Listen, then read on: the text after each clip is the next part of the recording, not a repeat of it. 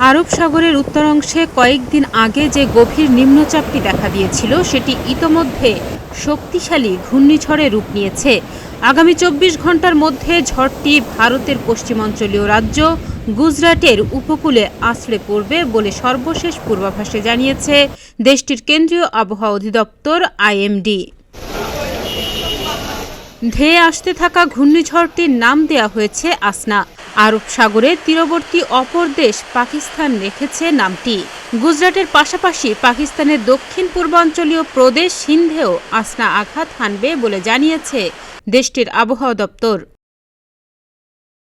শনিবার IMDর সর্বশেষ পূর্বাভাসে বলা হয়েছে, এই মুহূর্তে গুজরাটের নালিয়া শহরের পশ্চিম উপকূল থেকে ২৫০ কিলোমিটার, পাকিস্তানের করাচি উপকূল থেকে ১৬০ কিলোমিটার এবং বেলুচিস্তানের পাশনি উপকূল থেকে ৩৫০ কিলোমিটার দূরে রয়েছে।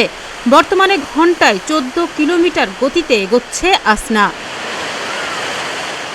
এদিকে আসনার প্রভাবে গুজরাটের জামনগর, সুরাট, পোরবন্দর, মোরবি, সরকা এবং কুচ জেলায় গত বুধবার রাত থেকে শুরু হয়েছে ভারী বর্ষণ।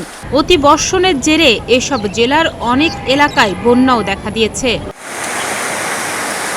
তবে সর্বশেষ ২৪ ঘন্টায় সবচেয়ে বেশি বৃষ্টি হয়েছে কচ্ছ জেলায়। IMDর জ্যেষ্ঠ আবহাওয়াবিদ জানায়, গত ২৪ ঘন্টায় কচ্ছ জেলায় ৮৮২ মিলিমিটার বৃষ্টিপাত হয়েছে, যা স্বাভাবিকের সময়ের তুলনায় অন্তত ৫০% বেশি। এছাড়া সুরাট এবং কুচ জেলাতেও গত ২৪ ঘন্টায় ভারী বর্ষণ হয়েছে। ডেস্ক রিপোর্ট, প্রতিদিনের বাংলাদেশ।